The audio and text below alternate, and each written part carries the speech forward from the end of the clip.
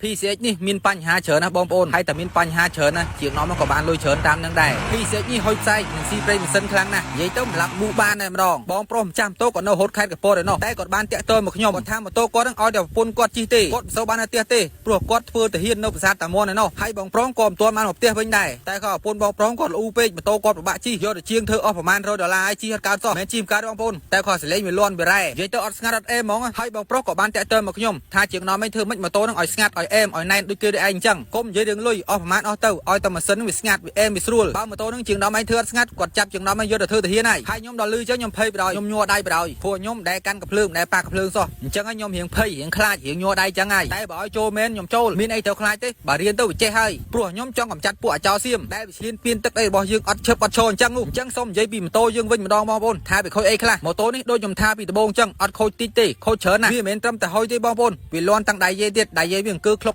ហើយអញ្ចឹងតើបានជាម៉ូតូនេះវាអត់ស្ងាត់សោះអញ្ចឹងទេអត់មានញ៉ៃច្រើនទេពុះម៉ាស៊ីនធ្វើយេនតែម្ដងទៅតែខ្ញុំក៏ត្រូវពិភាក្សាជាមួយម្ចាស់ម៉ូតូសិនដែរខ្ញុំទេទៅបងប្រុសសិនខ្ញុំសួរបងប្រុសថាតើសមីបងប្រុសដូរឬក៏សៃហើយយេនបងដូរដៃដូរបដាងឬក៏បងដូរយេនទាំងសំណុំតែម្ដងដឹងបងប្រុសក៏ឆ្លើយថាម៉េចគាត់ថាជាងដល់មិនធ្វើអីធ្វើទៅយកអាណាល្អជាងគេអាណាខ្លាយជាងគេកុំដាក់បោះលោបោះអន់អត់សំខាន់លុយសំខាន់ជីស្រួលសំខាន់ជីកើតសំខាន់ប្រើបានយូរអេមស្ងាត់ជាងដល់មិនជួបតែម្ចាស់ណាស្រួលចឹងហើយបើម្ចាស់គាត់ស្រួលទេជាងដល់មិនចាត់ការមកកំងគ្រឿងស៊ីនមកយេនេះស៊ីនតែម្ដងបងប្អូនអត់មានជួសជុលទេចំណែកសមីក៏ចឹងដែរសមីដូរទំមូលតែម្ដងអត់មានសៃអត់មានស៊ុយអីទេឲ្យសៃមិនបងប្អូនបើសមីសៃឡើង0.5ដែរមើលតែពីស្តង់គេឡើងខ្ចែងញញឡើងអេមតែម្ដងចឹងទេអត់មាននឿយអីច្រើនទេយកមករៀបយកតែម្ដងតែយើងដាក់អត់ចូលទេបងប្អូនយើងត្រូវតែរ៉ូលសិនរ៉ូលជាមួយហ្គាសឲ្យវាក្តៅសិនទើបយើងដាក់ចូលអត់មានដាក់អត់ចូលយកបថៅយកញួរយកឈើអីវាយណាប្រយ័ត្នរលុងចំណែកឯម្ខាងទៀតក៏យើងរ៉ូលដែរហើយក៏កុំភ្លេចប្រើកាវផងប្រយ័ត្នលិចប្រេងហូរក៏ក្លេកក្លាក់ទៅហើយក៏ដាក់អាលីសូភ្លុចទៅផ្ទះវាម្ដាយពីដៃដូចវាចូលហើយកុំភ្លេចមុននឹងយើងរឹតខ្ចៅយើងត្រូវវើយេនវាមកជុំពីជុំសិនឲ្យវាធូរវាអេមសិនកុំឲ្យវាគៀបលកាមក៏ដូរចោលដែរអត់ទុកទេនិយាយទៅបងប្អូនម៉ូតូនេះដូរច្រើនណាស់មិនមែនធ្វើតែម៉ាស៊ីនទេដូរតាំងម៉ូទ័របូមសាំងមើលប្រព័ន្ធភ្លើងទៀត